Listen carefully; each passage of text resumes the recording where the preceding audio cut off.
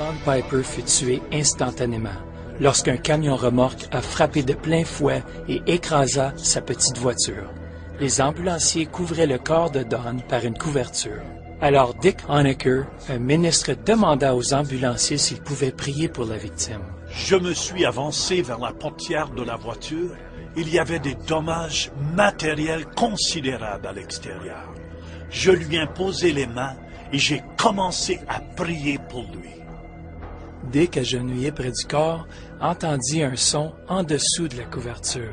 Après avoir passé 90 minutes au ciel, Don était revenu à la vie.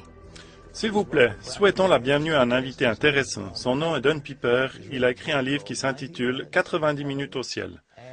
Hey, c'est bon de te voir, Don. C'est bon d'être ici, bon d'être vivant. De respirer?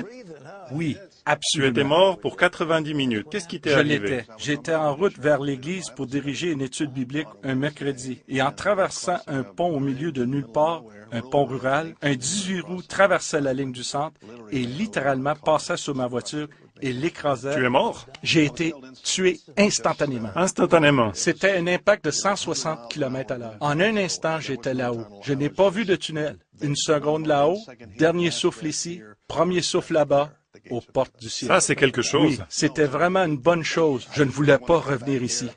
Comment c'était? Qu'as-tu vu? C'était la chose la plus réelle qui ne me soit arrivée. J'étais devant une porte.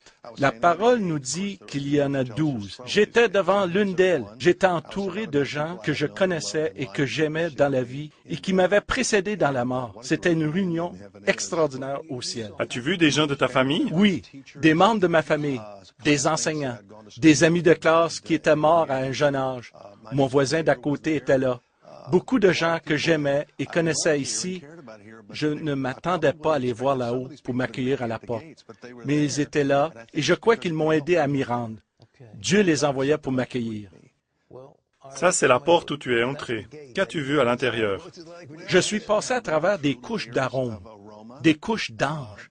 Ils sont partout qui font du ministère auprès du peuple de Dieu, portant le peuple de Dieu. Je suis passé au travers de la musique que je n'avais jamais entendue ici-bas. Des milliers de chants en même temps, sans que ce soit le chaos, car ils étaient parfaitement harmonisés et glorifiaient Dieu. Comment sont les anges? Il y en a qui avaient des ailes, d'autres non. Ils sont d'une beauté magnifique. Ils portaient les gens. Ils m'entouraient. Le plus merveilleux était le son de leurs ailes. Tu entendais le battement et le sifflement de leurs ailes. La Bible nous dit que le pauvre Lazare a été porté par des anges. Est-ce qu'ils t'ont transporté? Oui, il y en avait un dans l'auto avec moi quand je suis revenu 90 minutes plus tard. Je tenais la main d'un ange. C'était la seule chose qui me soutenait à ce moment-là. Il était là et ils sont ici. Ils étaient là pour m'accueillir et me porter. Les anges sont des magnifiques serviteurs de Dieu. Nous ne devenons pas des anges naturellement quand nous allons au ciel, mais j'ai été transporté au ciel par les anges. Je n'aime pas utiliser le mot « asservir », mais le peuple de Dieu est supposé être au-dessus des anges. Il l'est, et j'ai eu l'impression distincte qu'ils prenaient soin de moi, qu'ils faisaient du ministère auprès de moi. Et ce sont eux qui m'ont amené jusqu'à la porte. Lorsque j'y suis arrivé, je savais qu'ils m'y avaient transporté. As-tu vu Jésus? À distance. Quand je me suis approché de la porte, j'ai regardé et j'ai vu un chemin en or.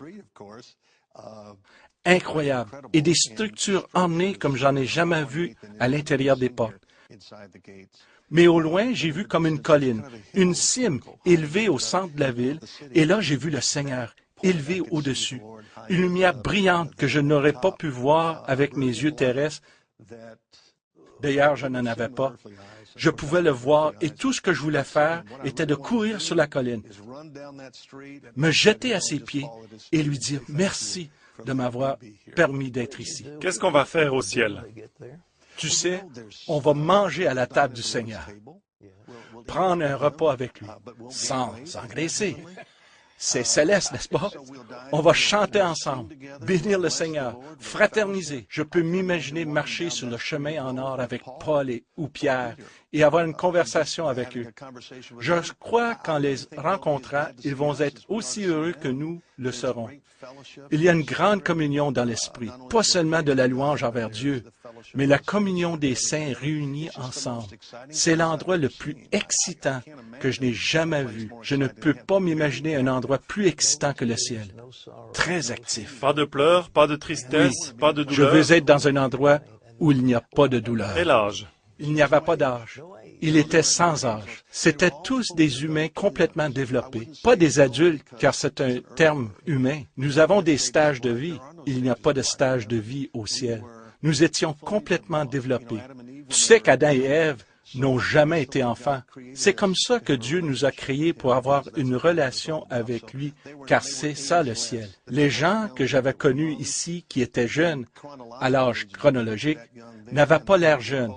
Et ceux que j'avais connus qui étaient vieux ici n'avaient pas l'air vieux. Et le temps? Pas de concept de temps au ciel. J'ai été tué à 11h45 et je suis retourné à 13h15. C'est 90 minutes, heure de la terre. Mais au ciel, il n'y a pas de temps. Pas de concept de temps. J'aurais pu être là 90 ans ou 90 secondes. C'est un temps linéaire, propulsé en avant. Mais il n'y a pas de temps qui s'écoule. Tu ne voulais C'est pas revenir? éternel.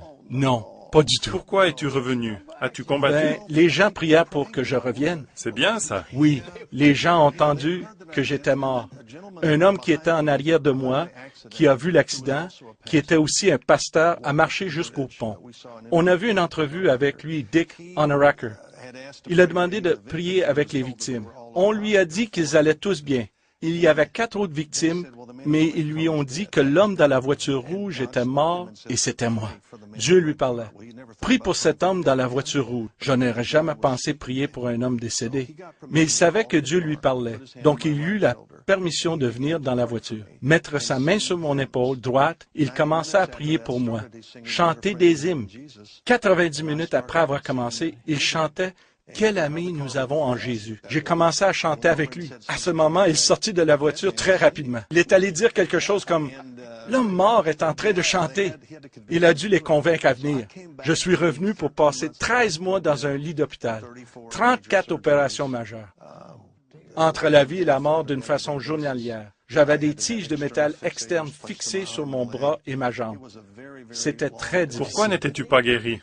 Je suis guéri dans la mesure où les gens croyaient pas que je pourrais encore marcher, parce que j'ai perdu une partie de ma jambe, 10 cm exactement.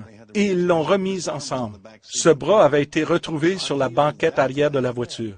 Je suis guéri de cette façon. Mais tu sais, je me sens plus guéri et vivant que jamais auparavant. Je ne vous recommande pas de vous faire frapper par un camion pour vivre cette expérience. Mais Jésus a dit que nous pouvons avoir la vie en abondance. On a eu une question il y a quelques jours. La Bible dit qu'il est donné à l'homme de mourir une seule fois, après vient le jugement. Qu'est-ce que tu vas faire? Je ne crois pas que je vais mourir une deuxième fois. Jésus va revenir avant que je meure. Donc je crois que je serai mort une seule fois. Donc c'était le temps? Je crois que c'était le temps. Quand j'y retournerai, je ne reviendrai plus. C'est bon d'être ici avec toi, mais je préférais être au ciel, et si tu y étais allé, tu aurais voulu y rester. C'est vraiment la place la plus réelle. Les odeurs? Des arômes qui étaient doux et riches. Je pense me souvenir de ce qu'ils sentaient, et les sons que j'ai entendus là-haut, et les gens que j'ai embrassés quand j'y étais. Mon grand-père a étendu ses bras et il a dit « Bienvenue chez toi, Donnie. » Tu as vu ton grand-père? Oui, je l'ai vu. J'étais avec lui quand il est mort. Il était là pour m'accueillir quand je suis mort.